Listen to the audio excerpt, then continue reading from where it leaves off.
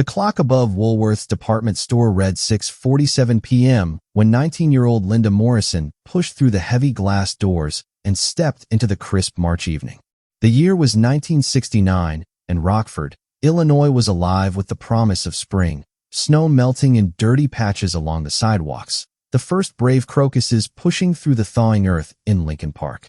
Linda pulled her bright red wool coat tight against the wind that swept down State Street, her breath forming small clouds in the chilly air. She had seemed different that day, nervous. Her coworker Susan Palmer would later tell police that Linda kept glancing at the clock during their shift, her usually steady hands trembling as she arranged costume jewelry in the display case. When the phone rang at the employee desk at 5:30 p.m., Linda's face had gone pale. Whatever the caller said lasted only 30 seconds, but it was enough to leave Linda visibly shaken. Now, as Linda walked east toward the bus stop on Madison Street, the familiar sounds of downtown Rockford surrounded her. Car engines humming, the distant clatter of dishes from Romano's Italian restaurant, the cheerful bell above Kresge's Five and Dime as customers hurried in and out.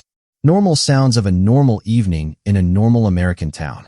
But nothing about this evening would prove normal. Linda's red coat made her easy to spot in the crowd. Mrs. Dorothy Henkel, sweeping her front porch 2 blocks away, watched Linda pass under the streetlight at the corner of State and Madison. The girl's pace seemed hurried, purposeful. She kept looking over her shoulder, as if someone might be following. At 7:15 p.m., teenage Bobby Crawford saw Linda talking to someone in a dark sedan parked near Riverside Park. The conversation appeared intense, urgent. Linda leaned down toward the driver's window, her hands pressed against the car door. When Bobby looked again 5 minutes later, both Linda and the car were gone. The last confirmed sighting came from elderly Mr. Albert Peterson, who was walking his terrier near the Rock River at 7:34 p.m. He saw a young woman in a red coat standing by the walking path that led into the woods. She appeared to be waiting for someone. After that moment, Linda Morrison simply vanished. Back on Cherry Street, her mother Patricia kept glancing at the kitchen clock above the stove. The pot roast was getting dry. Linda's favorite green beans were turning mushy. The mashed potatoes had formed a skin on top. Linda was never late for dinner without calling. Never. What happened in those 47 minutes between Linda leaving Woolworth's and disappearing near the river would haunt this quiet Illinois town for 56 years. Hidden within those minutes was a secret so devastating, so unthinkable, that when it finally surfaced, it would destroy everything the Morrison family thought they knew about themselves. Linda Morrison was the kind of girl who made people smile just by walking into a room. Born on Christmas Day 1949, she was the baby of the Morrison family, arriving 12 years after her closest sibling and bringing unexpected joy to parents who thought their family was complete. Her 3 older brothers, Michael, Patrick, and David, doted on their little sister with the fierce protectiveness that only big brothers could provide. The Morrison family lived in a modest 2-story house on Cherry Street, in the kind of neighborhood where children played kick the can until dark and mothers called them home for dinner by hollering from front porches. Frank Morrison worked the morning shift at the Rockford Tool Company, his hands permanently stained with machine oil, his lunch pail rattling with the thermoses and sandwiches Patricia packed each dawn. Patricia kept house with the meticulous care of a woman who took pride in hospital corners and spotless windows, but her real passion was reserved for her garden, where she coaxed prize-winning roses from the stubborn Illinois soil. Linda had inherited her mother's nurturing nature and her father's stubborn determination. While other girls her age were dreaming of wedding dresses and white picket fences, Linda had her sights set on nursing school. She kept a stack of medical textbooks on her nightstand, borrowed from the Rockford Public Library, and could recite the names of every bone in the human body. Her bedroom walls were covered with acceptance letters from nursing programs across the Midwest, each representing a future she was determined to build with her own hands. The job at Woolworth's was meant to be temporary, a way to save money for tuition and textbooks. Linda worked the late afternoon shift, straightening merchandise and helping customers find everything from hairpins to house slippers. She was saving every penny, keeping her money in a coffee can hidden in her closet, counting and recounting the bills with the focused intensity of someone who understood that dreams required sacrifice. Her boyfriend Tommy Caldwell was a sweet boy from the south side of town, all gangly limbs and nervous smiles whenever Frank Morrison was around. He worked at his uncle's garage and had already proposed 3 times. Each proposal met with Linda's gentle but firm insistence that marriage could wait until after she became a nurse. "I want to help people first," she would tell him, her hazel eyes bright with determination. "I want to be somebody who makes a difference." In 1969 Rockford, everyone knew everyone. The mailman knew which houses got letters from sons stationed in Vietnam. The pharmacist knew which families were struggling to pay for prescription medicine. The local barber served as unofficial town therapist, dispensing advice along with haircuts. Secrets were hard to keep in a place where Mrs. O'Brien next door could tell what you were having for dinner just by the smell drifting from your kitchen windows. But some secrets, Linda was about to discover, were darker than others. Some secrets were worth killing for. March 15, 1969 began like any other Saturday in the Morrison household. Patricia made pancakes for breakfast, the kitchen warm and sweet with the smell of maple syrup and butter. Frank read the morning paper, shaking his head at news of anti-war protests spreading across college campuses. Linda ironed her work uniform in the living room while watching cartoons with the neighborhood children who had wandered over, as they always did on Saturday mornings. But something felt different about Linda that day. Her usual cheerful chatter was replaced by distracted silence.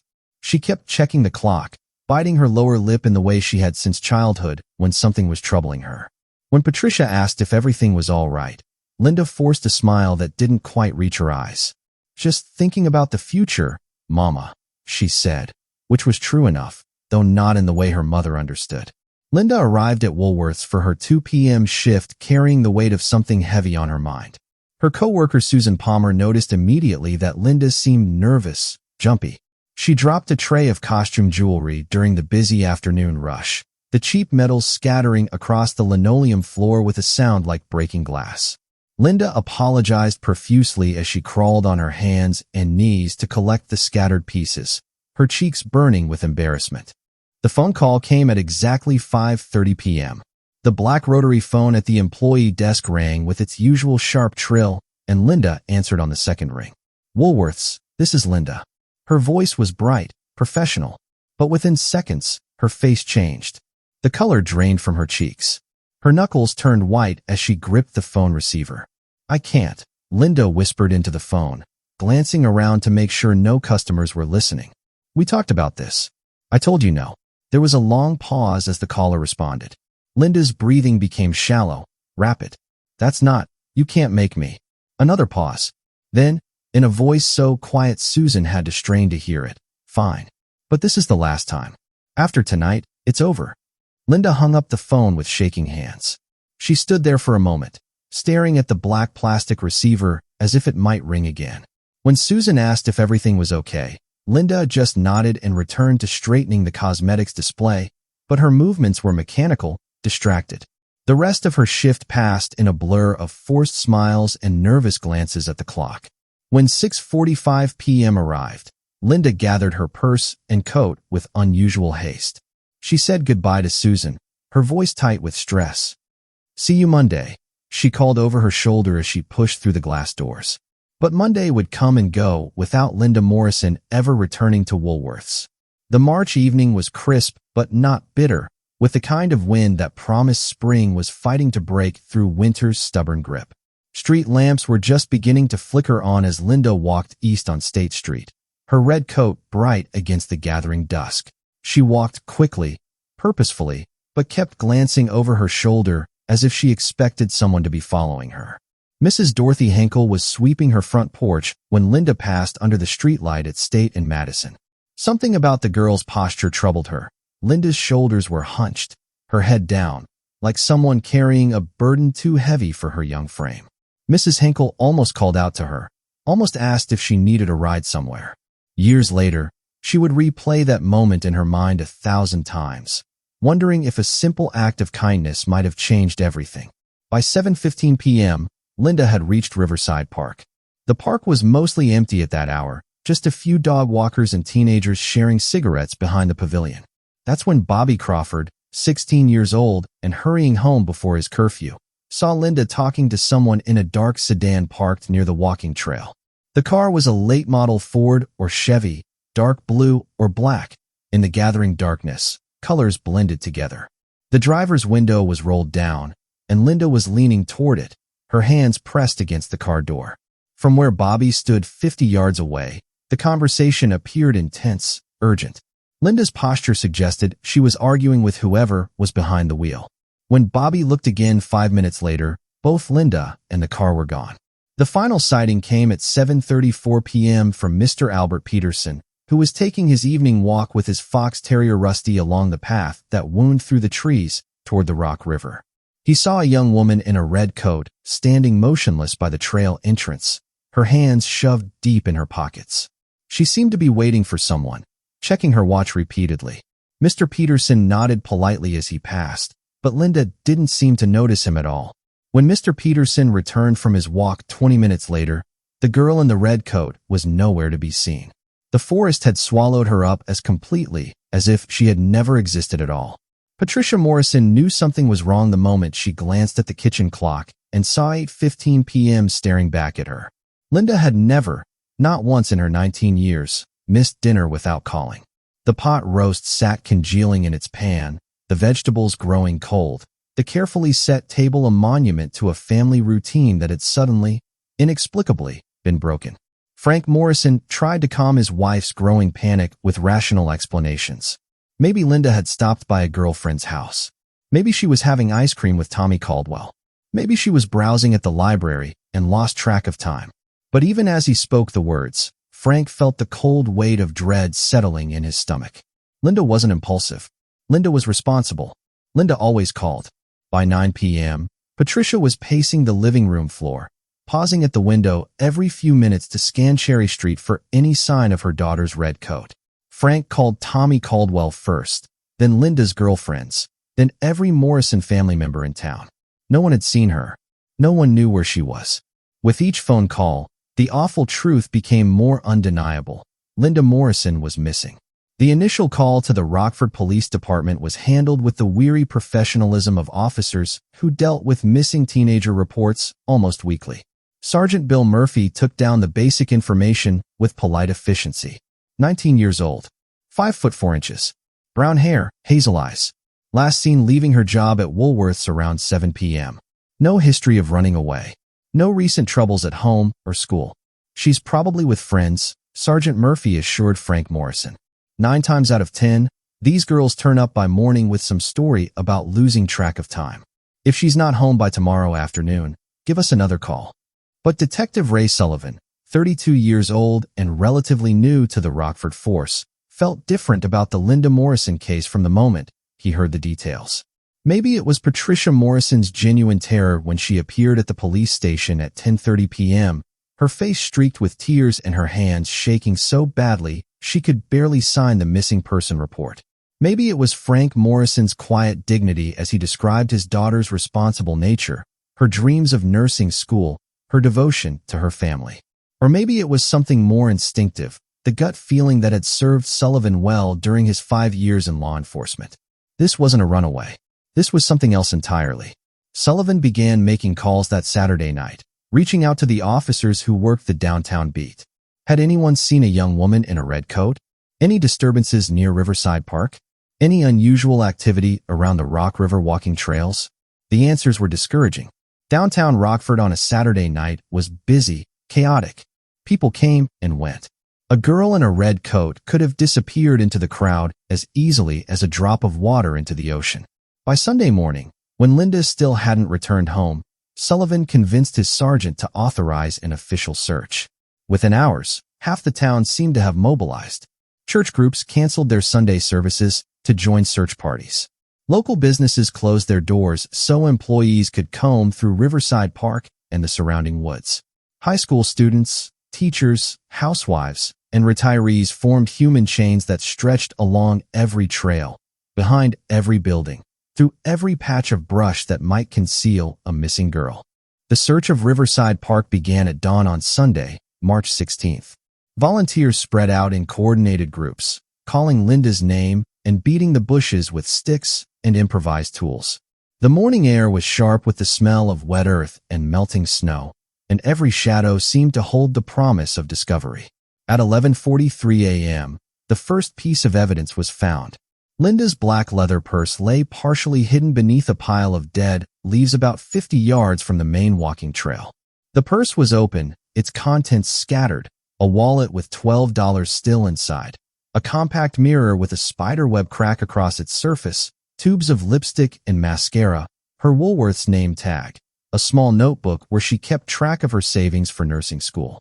20 minutes later, volunteer searcher Margaret O'Connell spotted something red caught in the brambles near a fallen oak tree.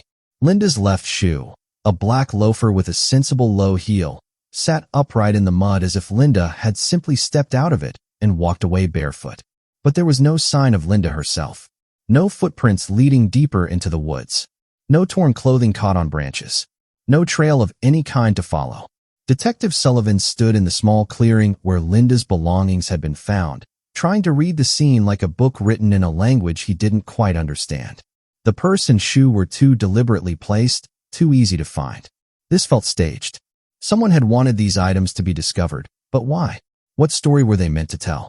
As the sun set on Sunday evening and the search parties reluctantly disbanded, Sullivan made a promise to Patricia Morrison that would haunt him for the next 2 decades. Standing in the Morrison family kitchen, his uniform muddy and his voice hoarse from calling Linda's name all day, he looked into the desperate eyes of a mother whose world had just collapsed. "Mrs. Morrison," he said quietly, "I give you my word. I won't stop looking until we bring Linda home." It was a promise that would consume his career, destroy his marriage, and ultimately lead him to a truth so shocking that it would shatter everything he thought he knew about human nature. The weeks following Linda Morrison's disappearance blurred together in a monotonous cycle of leads that led nowhere and hope that slowly withered like flowers left too long without water. Detective Ray Sullivan's desk became a shrine to the case. Photographs of Linda pinned to a corkboard, maps of Rockford marked with colored pins showing every place she'd been seen, boxes of witness statements and police reports that grew thicker with each passing day. Every tip was investigated. Every lead was pursued. A waitress in Chicago called to report a young woman matching Linda's description working at a diner on the South Side. Sullivan drove 3 hours to interview a scared 19-year-old who bore only the slightest resemblance to Linda Morrison. A truck driver claimed to have picked up a hitchhiker in a red coat near the Wisconsin border. Sullivan spent 2 days tracking down the girl, only to discover she was a runaway from Milwaukee who had never heard of Rockford, Illinois. The false sightings came weekly, then monthly, each one sending Patricia Morrison's heart racing with desperate hope that quickly curdled into devastating disappointment. Linda was spotted in Iowa, working at a grocery store. Linda was living with a commune in California. Linda was married to a farmer in Nebraska, too ashamed of some imagined disgrace to contact her family. Each report was investigated thoroughly, professionally, and each report led to the same crushing conclusion. This was not Linda Morrison. By 1971, 2 years after Linda's disappearance, the case had officially gone cold. New crimes demanded attention. New victims needed justice. Sullivan was reassigned to other cases, though he continued working Linda's file during his off hours, driven by a promise he couldn't forget and an obsession he couldn't shake. The physical evidence was frustratingly limited.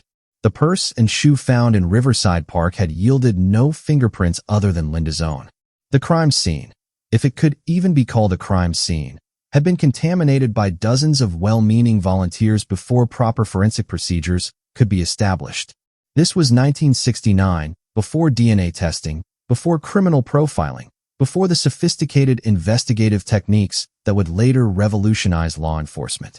Sullivan interviewed Linda's family members repeatedly, searching for any detail that might provide a clue to her fate. He spoke with her brothers Michael, Patrick, and David, each of whom had solid alibis for the night of Linda's disappearance. Michael had been working the evening shift at the foundry. Patrick was studying for midterm exams at Northern Illinois University. David, the youngest of Linda's brothers, was at home with his parents, watching television and finishing homework. The questioning extended to the broader Morrison family circle. Linda's uncle Robert, Frank Morrison's younger brother, had been particularly helpful during the initial search efforts. Robert worked construction and lived with his wife Margaret in a small house on the west side of town. He expressed genuine grief over Linda's disappearance and volunteered to distribute missing person flyers throughout Winnebago County. As the years passed, the Morrison family began to fracture under the weight of unresolved grief.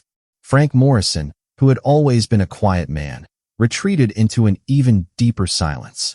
He would sit for hours in his favorite chair, staring out the window at Cherry Street as if Linda might materialize on the sidewalk at any moment. Patricia threw herself into maintaining Linda's bedroom exactly as her daughter had left it. The nursing textbooks still stacked on the nightstand, the acceptance letters still pinned to the bulletin board, the coffee can full of saved money still hidden in the closet. The strain on the Morrison marriage became unbearable. Frank blamed himself for not driving Linda home from work that night. Patricia blamed herself for not insisting Linda find a different job, somewhere safer than downtown Rockford. They began sleeping in separate bedrooms, eating meals in silence, existing as strangers in their own home. By 1974, they were divorced, another casualty of Linda's disappearance. Linda's brothers Michael and Patrick moved away from Rockford, unable to bear the constant reminder of their sister's fate. David, who had been closest to Linda despite their age difference, stayed in town to look after their mother, but the burden of being the family's sole remaining son aged him prematurely. He married young, had children quickly, and threw himself into the routines of normal life with the desperate energy of someone trying to outrun his own memories. Detective Sullivan's obsession with the Linda Morrison case cost him his own marriage. His wife, Carol, grew tired of competing with a ghost for her husband's attention. She was tired of canceled dinners because Sullivan had received another tip about Linda. She was tired of finding crime scene photographs spread across their kitchen table. She was tired of watching the man she loved disappear into a maze of unsolved questions that seemed to have no exit. "She's gone, Ray," Carol said during one of their final arguments in 1976. "Linda Morrison is gone, and you can't bring her back. But you're going to lose everything else trying." Carol was right, of course, but Sullivan couldn't let go. Even after his divorce, even after his promotion to sergeant required him to supervise other detectives rather than work cases directly, he continued to spend his evenings in the basement of his small apartment, surrounded by boxes of evidence and photographs, trying to find the one clue that would solve the mystery of what happened to Linda Morrison. The case file grew thicker, but no clearer. Suspects were investigated and cleared. Theories were developed and discarded. Physical evidence was tested and retested with each new advancement in forensic science, but the results remained frustratingly inconclusive. By the 1980s, Linda Morrison's disappearance had become Rockford folklore, a cautionary tale parents told their teenage daughters about the dangers of walking alone at night. Her picture appeared in the local newspaper each year on the anniversary of her disappearance, accompanied by shorter and shorter articles as new tragedies pushed her story further into the past. But some people never forgot. Patricia Morrison, now living alone in the house on Cherry Street, continued her vigil. Detective Sullivan, even after his retirement in 1995, kept boxes of case files in his garage. And somewhere in the shadows, the person responsible for Linda's disappearance continued living their life, carrying their secret like a cancer that grew larger and more malignant with each passing year. What none of them knew was that the truth had been hiding in plain sight all along, wrapped in the comfortable disguise of family bonds and protected by the unthinkable assumption that evil couldn't possibly live so close to home. For 54 years, Patricia Morrison lived with a question that had no answer and a hope that refused to die. Every morning, she would wake up in the same house on Cherry Street where Linda had grown up, and for just a moment, that brief space between sleep and full consciousness, she would forget. She would listen for the sound of Linda's footsteps on the stairs, the rattle of breakfast dishes in the kitchen, the cheerful voice calling "Morning, Mama" from down the hall. Then reality would crash down like a weight, and Patricia would remember Linda was gone. Linda's bedroom remained exactly as she had left it on March 15, 1969. The same floral bedspread, the same stack of nursing textbooks, the same small mirror on the dresser where Linda had applied her lipstick that final morning. Patricia dusted the room every week, changed the sheets every month, and kept fresh flowers on the nightstand. Daisies, Linda's favorite, when they were in season. Neighbors and family members had gently suggested, over the years, that Patricia might find peace in packing away Linda's belongings. But Patricia couldn't bear the thought of erasing her daughter's presence from the world.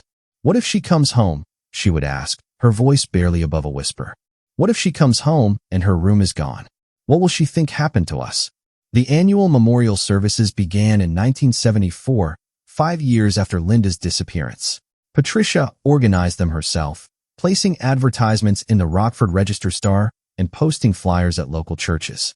The first service filled the entire sanctuary of First Methodist, where the Morrison family had attended services every Sunday since before Linda was born.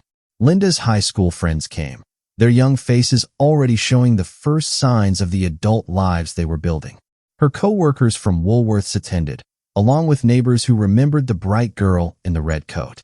But as the years passed, the memorial services grew smaller.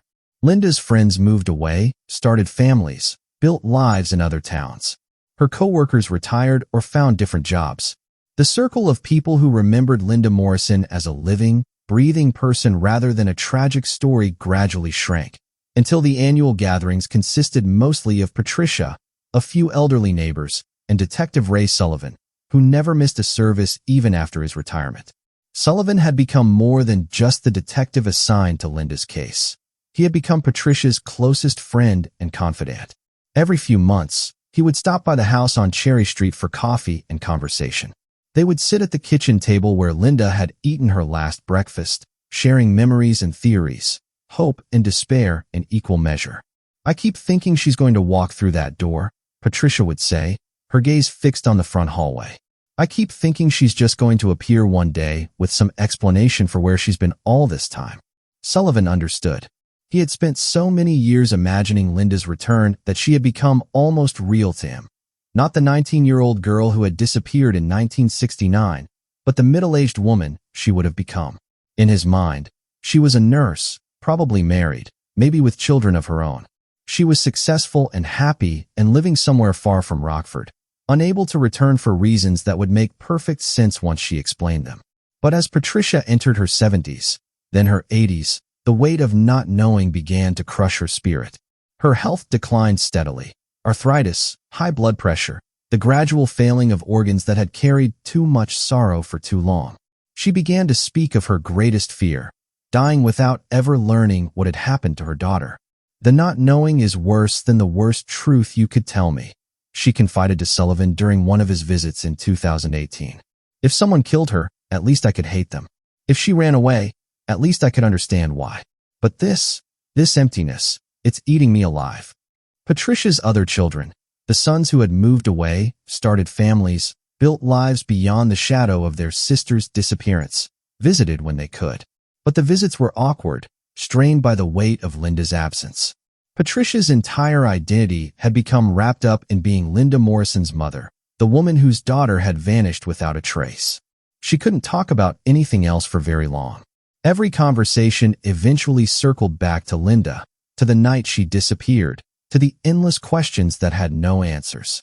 David Morrison, the youngest of Linda's brothers and the only one who had remained in Rockford, bore the heaviest burden. He felt responsible for their mother's welfare, guilty about his siblings' absence, and haunted by memories of the sister he had adored. David had been only 14 when Linda disappeared, just beginning to navigate his own teenage years when his family was torn apart by tragedy. Now in his 60s, David would visit his mother every Sunday after church, just as she had visited her own mother decades earlier. They would sit in the living room surrounded by photographs of Linda. Linda as a baby, Linda starting school, Linda in her high school graduation gown, Linda on her last Christmas morning, opening presents with the joy of someone who had no idea how little time she had left. "I dream about her sometimes," Patricia told David during one of these visits. "She's still 19, still my little girl. But in the dreams, she's trying to tell me something important, and I can never quite hear what she's saying." The dreams, Patricia believed, were Linda trying to communicate with her from wherever she was, alive or dead, near or far. Patricia had consulted psychics over the years, had attended seances, had even traveled to meet with people who claimed they could contact the dead. None of it had provided any real answers, but it had given her something precious: hope. In 2020, when Patricia turned 91, her doctor told David that his mother might have only months to live. Her heart was failing. Her kidneys were struggling. Her mind remained sharp, but her body was finally surrendering to the accumulated weight of 9 decades of life and 5 decades of grief. That's when Detective Sarah Chen knocked on Patricia Morrison's door, carrying a manila folder that contained the most important news of Patricia's life. But with that news would come a revelation so shocking, so unthinkable, that Patricia would spend her final months wishing she had died without knowing the truth. Some questions she was about to learn were better left unanswered. Detective Sarah Chun had never intended to become obsessed with cold cases.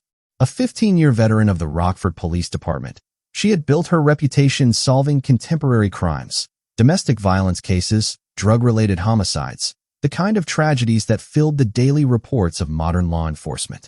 But when the department launched its cold case initiative in January 2024, Chun volunteered immediately.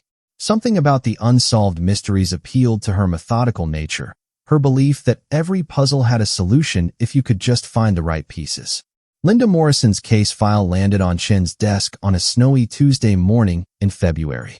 The manila folder was thick with decades of accumulated reports, witness statements, and evidence logs, a testament to Detective Ray Sullivan's determined investigation and the scores of tips and leads that had been pursued over the years.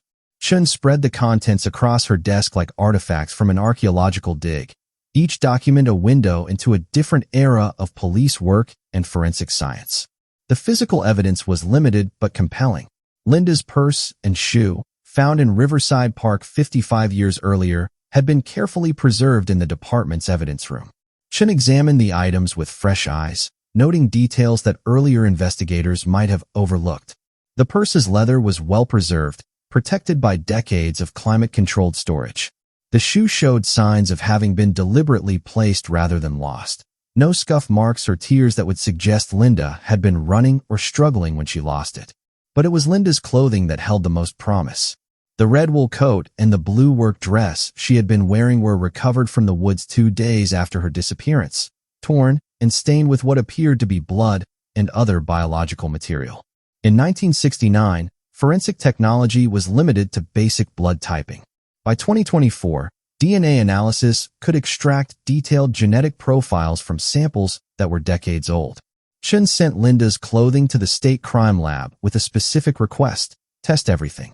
Every stain, every fiber, every microscopic trace of biological material that might have been transferred during Linda's final moments. The wait was excruciating. DNA analysis of degraded samples could take months, and Chun had learned not to get her hopes up about cold cases that were older than she was. The results came back on a Thursday afternoon in April.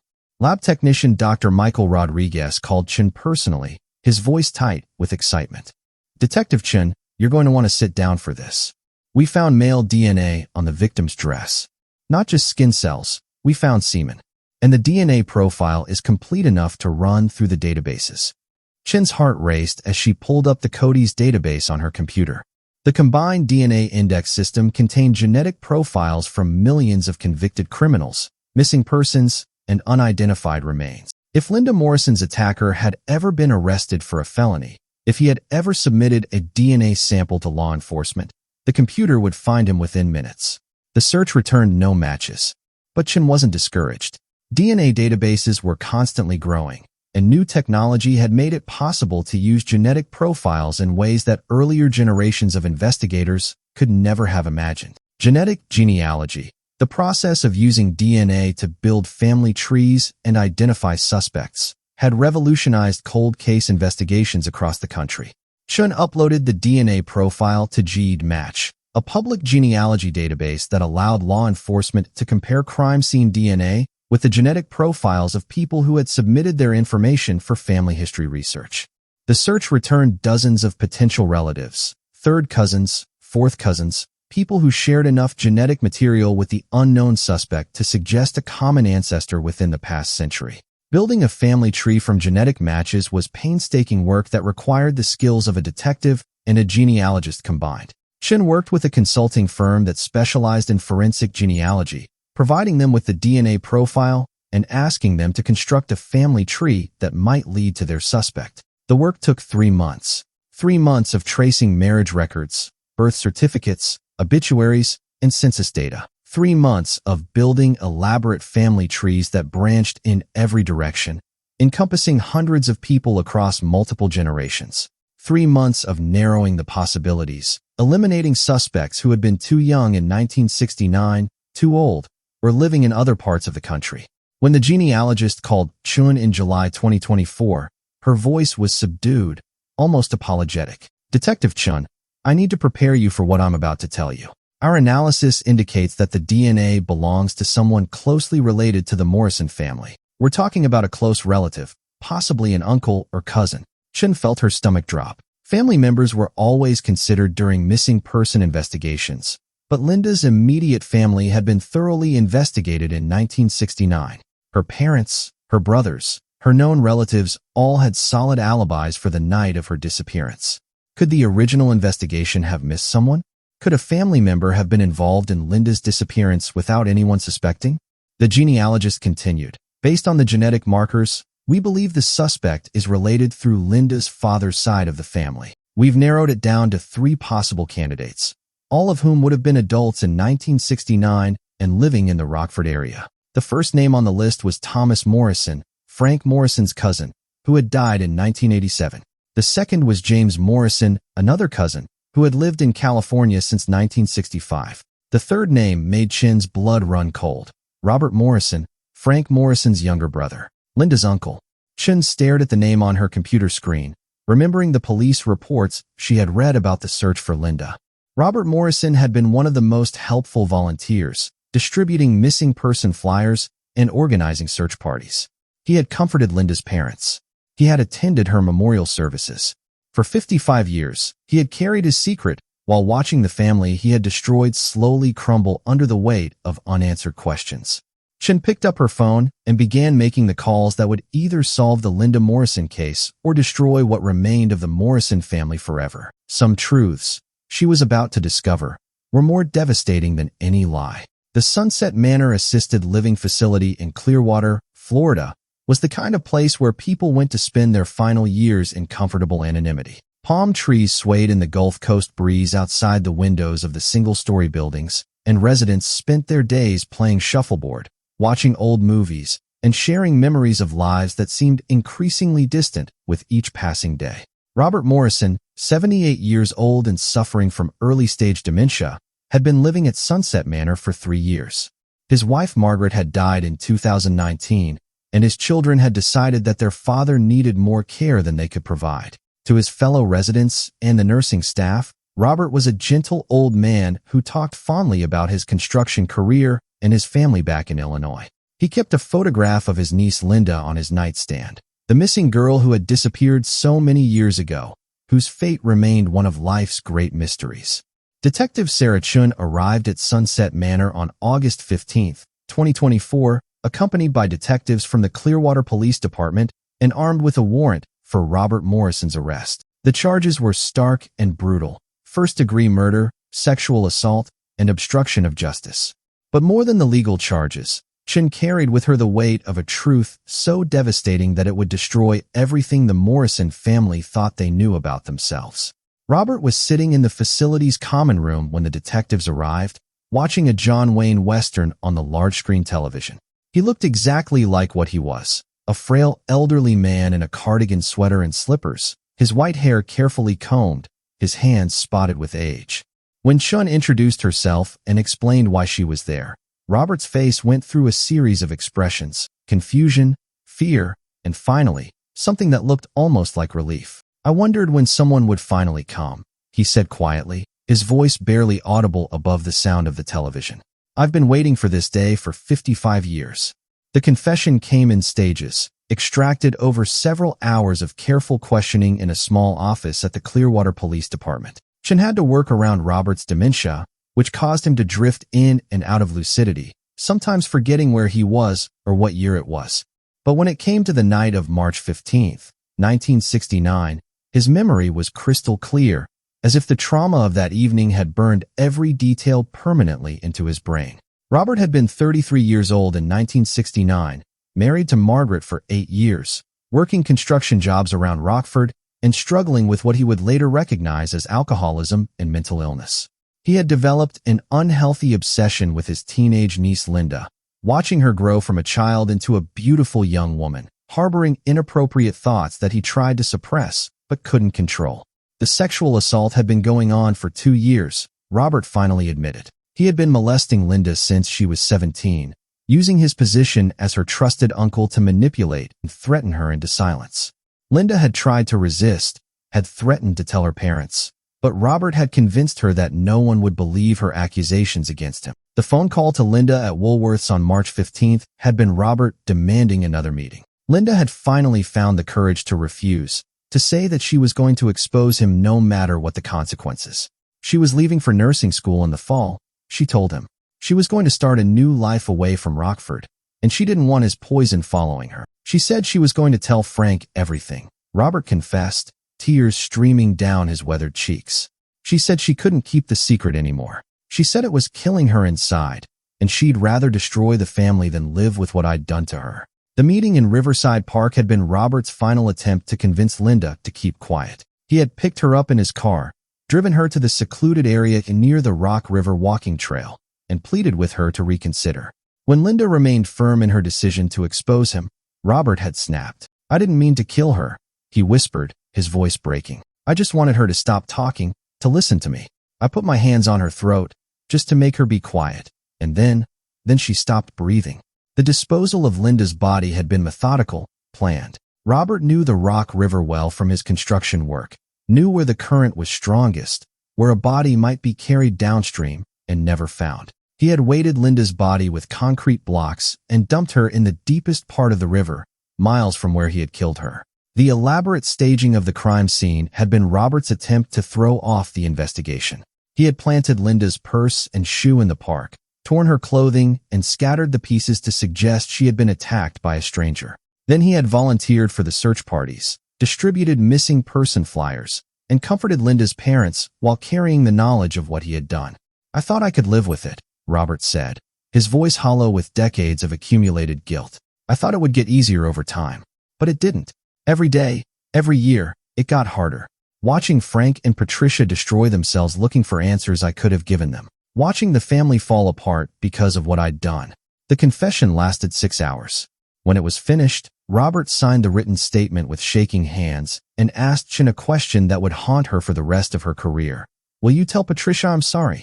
Will you tell her I never meant for any of this to happen?" Chin drove to Rockford the next day to deliver the news to Linda's family. She found Patricia Morrison, now 95 years old and confined to a wheelchair, sitting in the living room of the house on Cherry Street.